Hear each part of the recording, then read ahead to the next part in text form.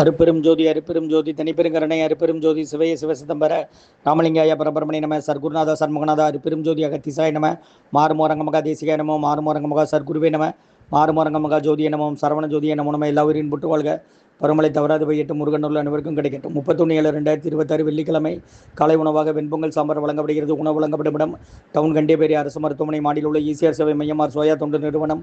அதில் உள்ள ஆதரவற்றோர்கள் முதியோர்கள் மாற்றுத்திறனாளிகள் மனநலம் பார்த்தவர்களுக்காக இந்த உணவு வழங்கப்படுகிறதுமா. கொரோனா காலகட்டத்திலிருந்து முருகன் சொல்லி சாப்பிடுங்க.